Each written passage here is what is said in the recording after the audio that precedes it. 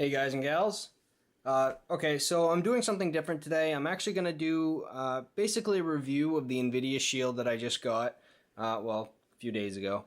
And I'm also going to be comparing it to my PS Vita and basically how I feel they stack up as portable game devices. So yeah, a lot of this is, it's based on facts, but it's going to be my opinion as well. So first off, we'll start with how they feel. I actually, this feels a little bulky, obviously, it's a little different, but it actually is a controller feel. So even though it's a little bit bulky, it's a controller feel. It's got, you got the full button layout of a regular controller, full analog sticks. The analog sticks actually push in. You have bumpers and triggers, speakers, obviously the Vita has speakers, home button, all that good stuff.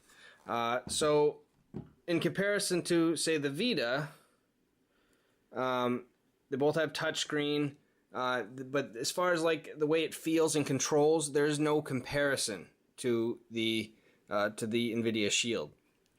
The buttons are actually, I actually like the buttons on this better as far as how they feel. The buttons are very analog, very clicky, very tactile. That's the word I was looking for. Very tactile. I just love the way. I don't know if you can hear that, but they're nice and you can hit them really fast. They're really nice, and I think this D-pad is the best D-pad on any controller or console I've ever tried. I love this D-pad. But that's really where it stops. The analog sticks are little nubs. Yes, they are analog-y type, compared to the old one, which was just a slider on the PSP. But the way it feels in your hand sucks. I mean, really, at the end of the day, this sucks.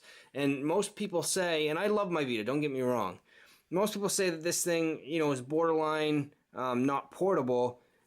And what I feel like Sony should have done, since it's already to the point where, I mean, no one's going to be carrying around this in their pocket. I mean, really, get real. If you do, it's not very smart. You might sit down or hit it up against something and crush it. Why would you do that?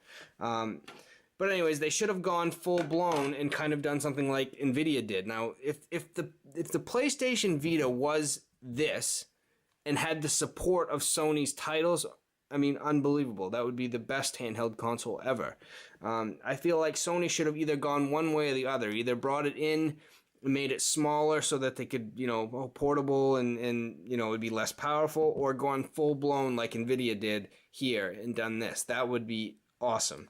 Another thing is this doesn't have the second set of triggers. It doesn't have the push-down parts to the analogs. That really sucks.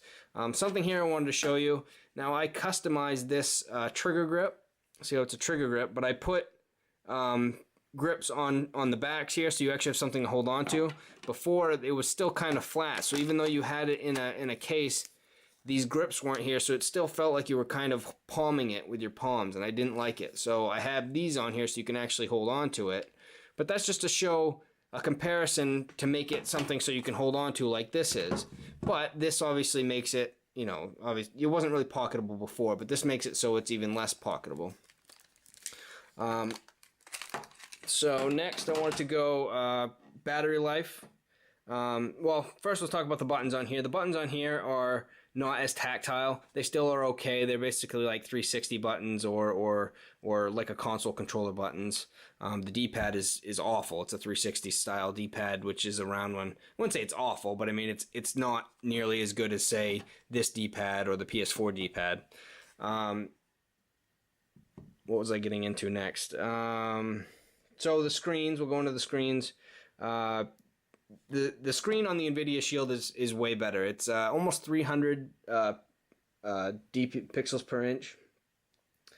Or what's it called? PPI, yeah, pixels per inch. And then the Sony's one is only like, shoot, hold on, I got it right here. 220. So that's a pretty big difference. You can actually see, when you get some detailed stuff, you can actually see how this one is, slightly not as good, not as sharp. This is actually close to Retina. Retina is like 326 or 329, so it's fairly close to that, where you can't really see the edges. Battery life, this is going to offer, even though this is more powerful, it's bigger, it's going to offer you better battery life because it actually has 3 monstrous 18650s in there, which are going to give you around probably 7 to 10 hours of gaming time, which is pretty impressive, or streaming time, gaming and streaming. The Vita, I think, is only like 3 to 5 or something like that. So quite a bit better. Obviously, there's more room for a battery in this, and they can use round cells, which in my opinion last longer. So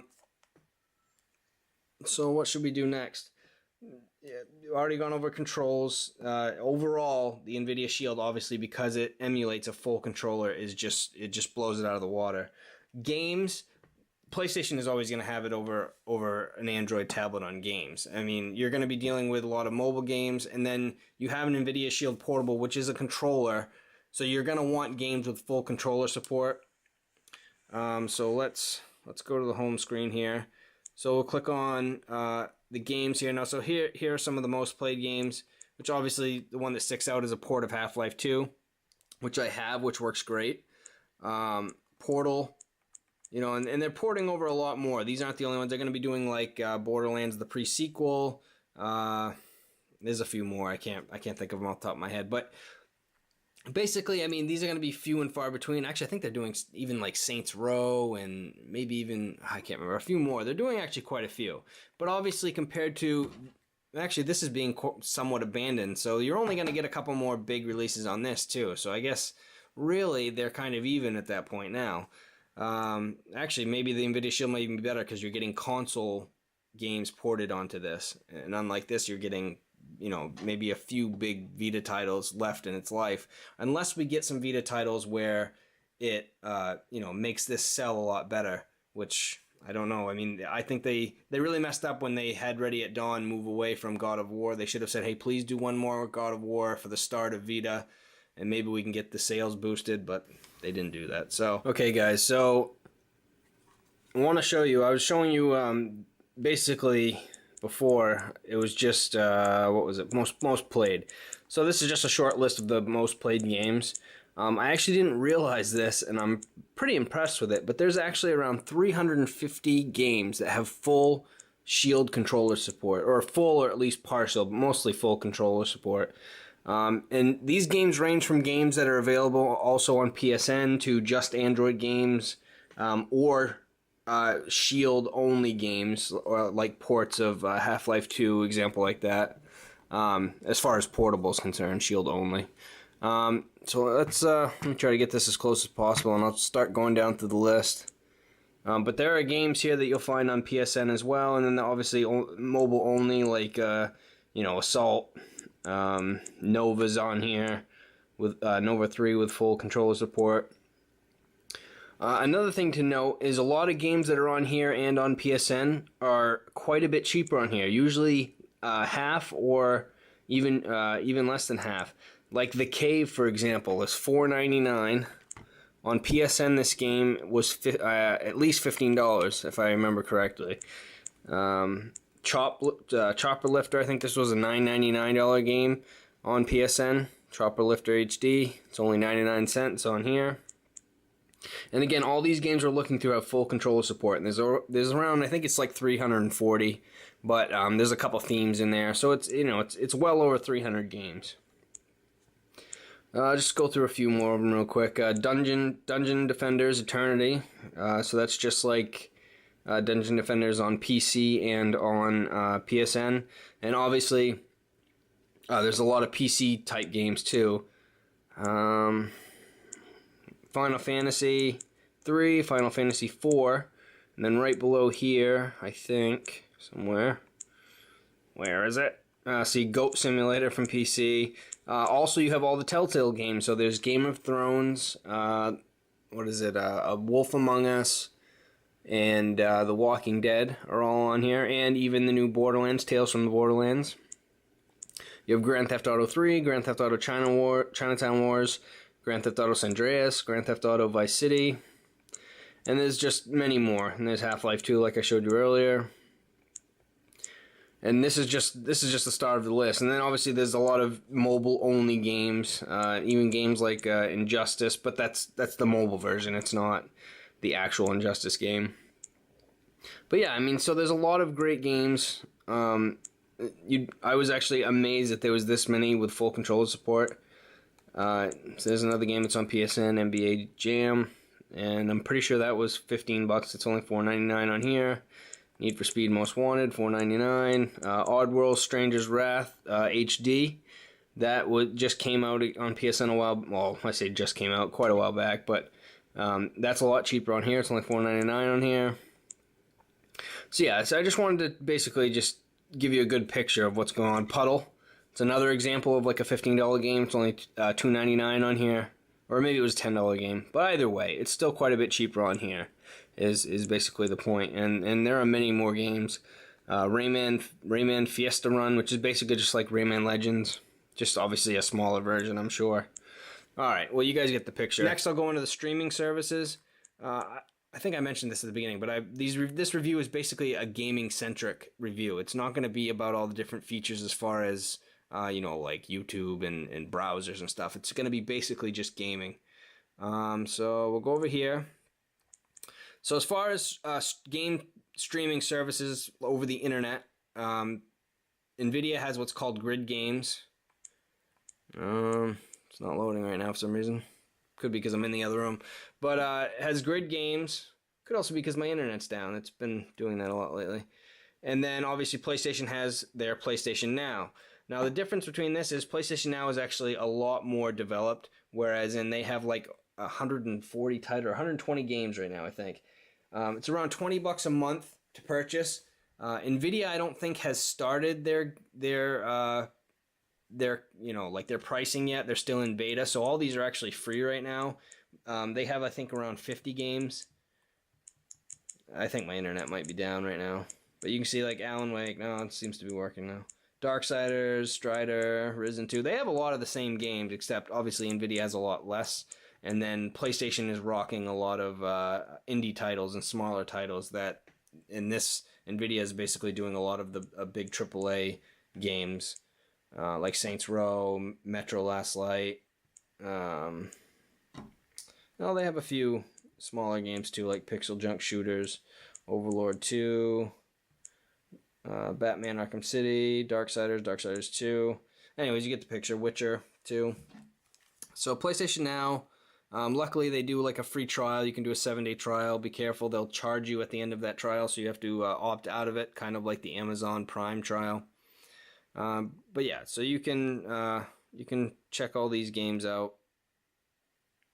This will just show me my play history and rentals. I think you might be able to rent them on a game by game basis too. I'm not really sure, but we'll run through while that's loading. I tried both of these services out. I tried the same game, Darksiders, which happens to be my favorite game. They both work great. I didn't really notice any bad latency between them. Yeah, overall, they're pretty good streaming services. I'm not sure what the grid is going to be pricing their games at. But you can see here, PlayStation's list. Now, it says when you pay the $20 a month, you get unlimited streaming of all these games, which is pretty cool. So, all right. So let's see next. What do we got next here? I think that's just about it. So overall, I like the grid a lot better right now, just mostly because the Vita is kind of on its way out right now. They're not supporting it a lot. They're putting a lot of indie titles on, but they're not putting a lot of big titles in there with it. Game streaming. You can remote play with the Vita, obviously, from your PS4, and then you can remote play if you have an Nvidia graphics card of a certain level or higher. Your computer has to meet the requirements, essentially, and I just got an Alienware laptop where it does meet the requirements. It works great. Same with remote play, and again, the streamings are very similar as far as how well they work. I think Vita, as far as internet streaming, is going to be lacking a lot because the internet capabilities, the Wi-Fi capabilities of this is not nearly as good as the Wi-Fi capabilities of the Nvidia Shield. So that's a kind of downer for that. But overall, right now, I like the Nvidia Shield better. That partially could be because it's newer, but just the fact that it's full controls, I can stream games from my PC. The controls I'm not limited to having to touch the screen all the time or the back touchpad. Yeah, it's just way better. Even though it is heavier, bulkier, and bigger, I still have to put this in kind of a bag anyway, so why not just have this? Same price right now. I think they're both around $200. Also, this has expandable memory in the form of a micro SD card, so you don't have to buy the proprietary card that Sony forced you to get, the expensive, really expensive cards. Yeah, and you can HDMI out with this, whereas you can't with this right now. I think Sony is coming out with a model where you can do that, but you know, I would imagine they initially intended to. They just never released the cable. You can see here they had that port that they never used. Then they got rid of this port and added a new port. So they must have just never went ahead with what they were going to do with that. So I hope you guys enjoyed my review of the Nvidia Shield as from a gaming standpoint. And basically it was mostly a comparison to the Vita and somewhat of a review of the Shield. So if you guys have any questions or if there's anything I missed, let me know. I might add some things into the to the comments or the description, anything I might have overlooked. Alright guys, hope you guys enjoyed the video. Thanks for watching.